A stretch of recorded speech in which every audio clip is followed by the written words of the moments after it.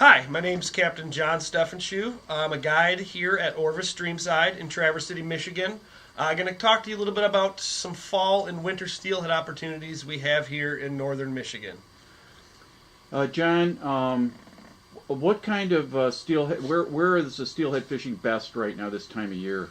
Right now, steelhead fishing, I'm mainly focused on the lower Manistee River. I do a little bit of stuff on the Pere Marquette and the Muskegon River, but typically I'm down in the lower Manistee River running a jet sled, anywhere from the dam down to the lake. These are migratory fish, so the advantage of having the jet sled is, covering water and getting to where these fish are holding, late fall, early winter. Yeah, is it crowded out there like we picture in April, where it's elbow to elbow trying to catch these steelhead? Honestly, this time of year, it can be busy a little bit on weekends, but not so much. We can get away from the pressure. When you're up near the dam, early fall, yeah, it's pretty busy when you have the salmon in the river. But after salmon fishing, the later you get into winter, yeah, you can have days you may see one boat, two boat, no boats, and hook 5 or 6 steelhead a day in the winter. So what kind of tactics are most successful for this? It varies. Right now, I'm still swinging two-handed rods depending on temperatures from day to day. Right now, the best tactic is running indicators, vertically fishing for these fish. With stone flies, we're still using egg patterns. Caddis, other nymphs that are in the system, hex nymphs and stuff like that.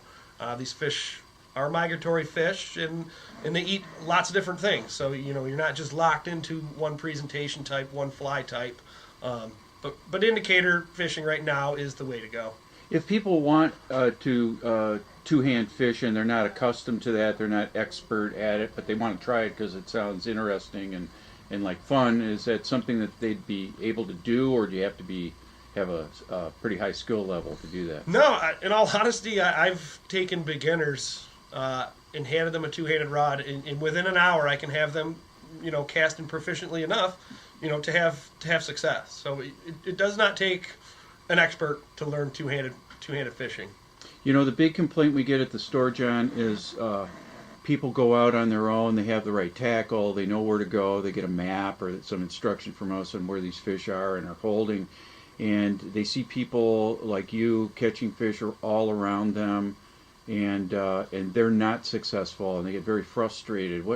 What's going on there?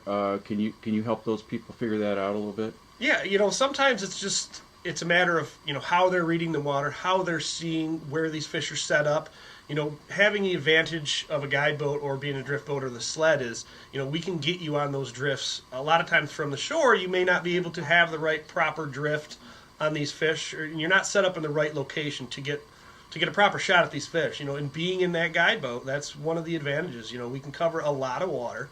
We can show you different angles and tactics and how we're seeing, where these fish are sitting and why, and it's very advantageous.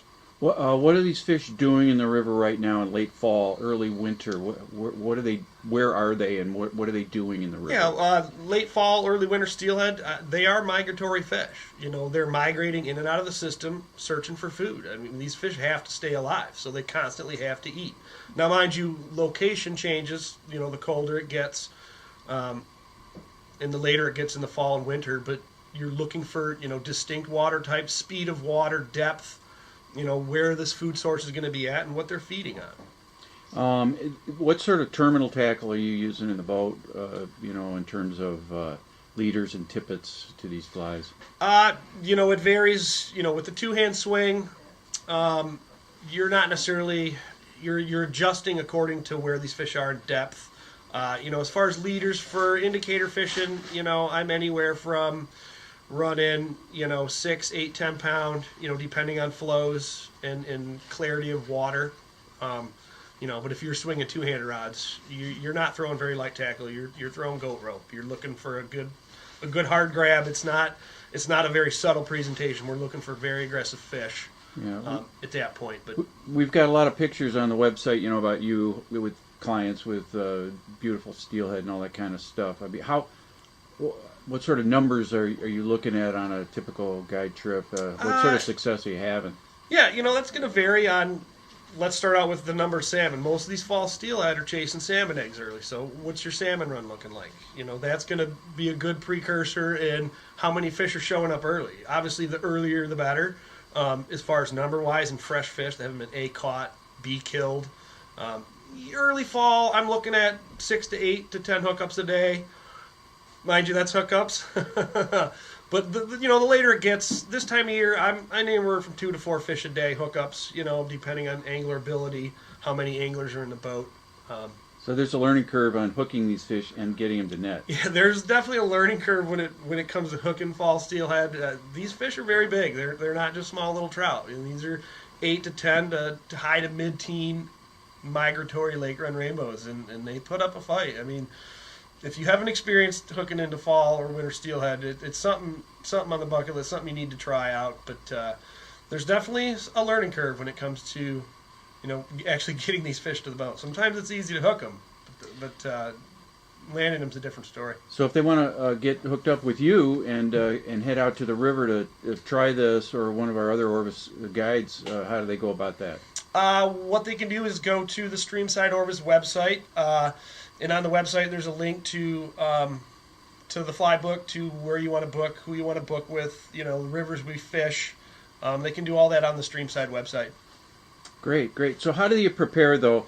This is pretty cold weather. Do you have any advice on how to stay warm out there when it's this cold? Oh, advice. Tons of advice for fall and winter anglers. One of the things I see so much is how people underdress for conditions. They underestimate how cold it is out there. It may be 40 degrees in an early fall day, but you're standing on water. There's other elements involved, wind, a lot of rain. The number one thing I see is people are not layered properly. They may have a big puffy coat, but underneath it all, if you're not layered properly, it can hurt you as far as being comfortable out there. And a lot of it's just time on water. You're out there all day. You want to be comfortable. You can always take layers off, but proper layering with good stuff is very important out there. Staying warm that whole day. Great. Well, listen, we're going to cut it here, and we're going to move to a different program in a minute on what some of those layers should be and how to do it properly. So, thanks, John.